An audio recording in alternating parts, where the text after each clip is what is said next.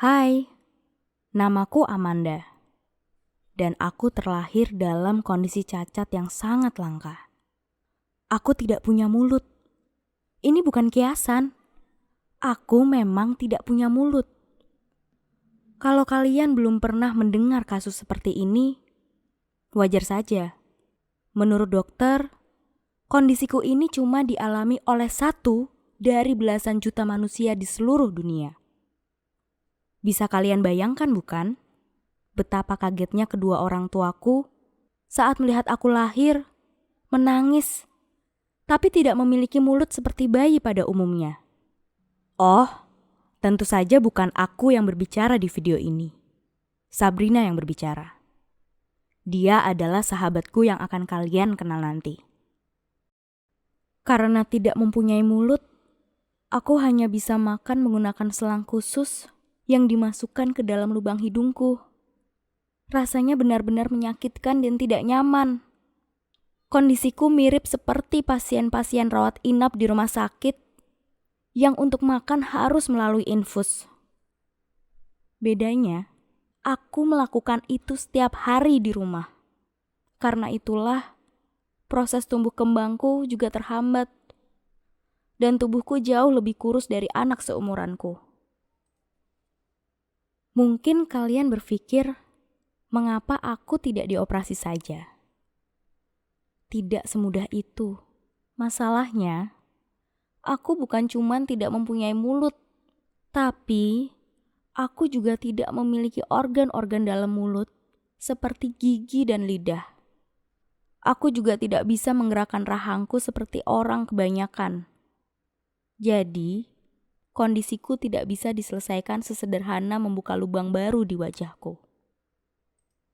Orang tuaku tidak menyerah mencarikan jalan keluar. Entah sudah berapa banyak uang mereka habiskan dan berapa dokter spesialis yang mereka kunjungi demi aku. Tapi hasilnya selalu nihil. Mereka menghabiskan semua tabungannya sampai nyaris tak tersisa sepeser pun. Akhirnya, aku meminta mereka berhenti. Aku memutuskan untuk berusaha hidup dengan kondisiku ini. Tapi jelas itu tidak mudah. Aku seringkali mengalami frustasi dan depresi akibat kondisiku. Pernah suatu hari, karena begitu tertekan dan ingin tahu seperti apa rasanya makanan dan minuman, aku datang ke sebuah kafe, memesan spaghetti dan minuman bersoda. Lalu menumpahkan semuanya ke wajahku hingga belepotan. Semua orang memperhatikanku, mengira aku orang gila. Hidupku lebih sering dihabiskan keluar masuk rumah sakit. Dan ditambah kondisiku yang menyulitkan untuk berkomunikasi secara normal, aku tidak tahu cara berinteraksi dengan orang seusiaku. Aku lebih sering bertemu dokter dan perawat ketimbang sesama remaja. Setiap melihat anak-anak seusiaku tertawa bersama, aku sesungguhnya merasa sangat iri. Karena keterbatasan komunikasi itu pula, banyak yang salah paham. Pernah di suatu malam, aku berjalan melewati seorang wanita yang berdiri sendirian menunggu taksi. Begitu aku berada di dekatnya, dia berteriak ketakutan melihat wajahku. Dia berteriak, "Setan! Setan!" Kemudian mengambil batu lalu melemparkannya ke arahku. Beruntung, batu itu tidak mengenai wajahku. Daripada memperburuk situasi, aku memilih lari. Setelah kejadian itu, ibu mengajakku belajar bahasa isyarat. Walau tidak semua orang bisa memakai bahasa isyarat, setidaknya kemampuan ini bisa menolongku berkomunikasi saat diperlukan. Dan dengan ini, aku dan orang tuaku bisa berbicara tanpa harus menulis. Kondisiku juga menyulitkanku bersekolah di sekolah umum. Demi menghindari kemungkinan jadi korban bully, ibuku memutuskan bahwa aku harus homeschooling. Dia sendiri yang mengajariku. Walau terkadang, khusus di materi pelajaran yang tak dia kuasai, ibuku memanggil tutor. Aku berprestasi hampir di semua mata pelajaran. Dan akhirnya berhasil lulus dengan nilai nyaris sempurna. Tapi lama-kelamaan aku bosan juga terus berada di rumah. Aku pun memutuskan untuk berkuliah di universitas umum.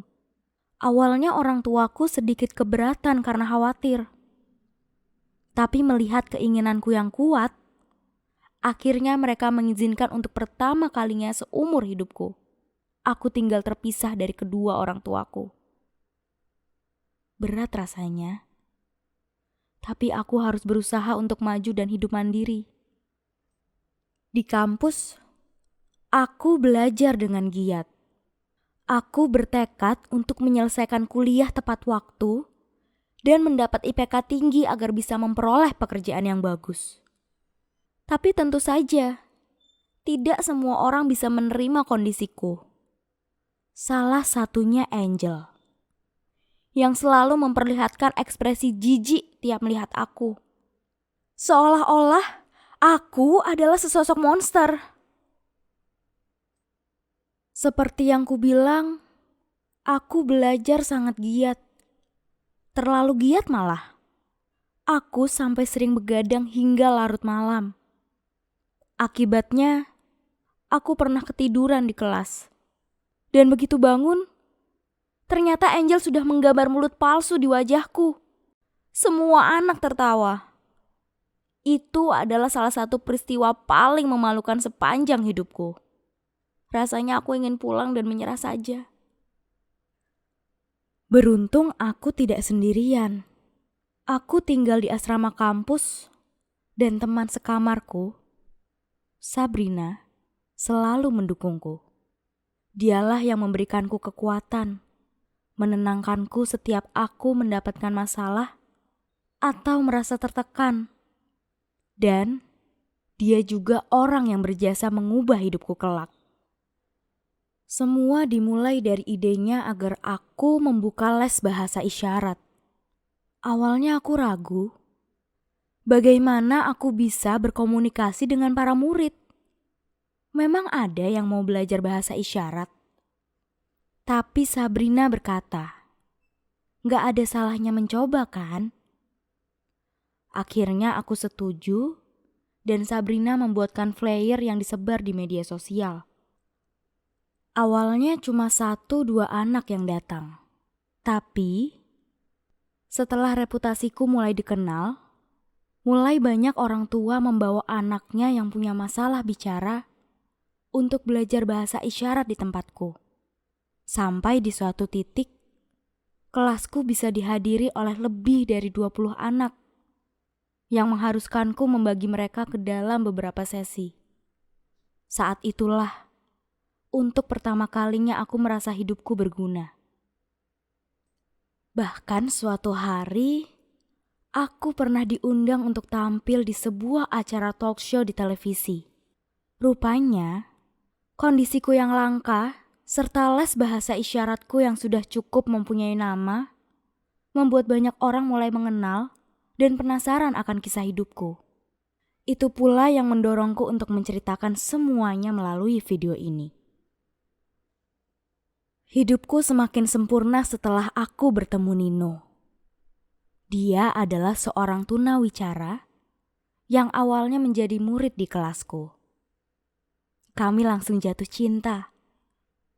Kami merasa menemukan kesamaan dalam diri satu sama lain. Dan setelah beberapa bulan bertemu di kelas, kami mulai memberanikan diri berkencan, makan di luar, nonton film berdua, sebelum akhirnya resmi berpacaran. Begitu aku menerima pernyataan cinta Nino, dia langsung menciumku di... aku tidak bisa bilang kalau dia menciumku di bibir karena aku tidak mempunyainya. Kondisiku membuatku tidak bisa merasakan apapun karena tidak punya alat indera pengecap. Tapi kecupan bibir Nino saat itu bisa aku rasakan dengan jelas. Sebuah rasa paling indah yang pernah aku rasakan seumur hidupku.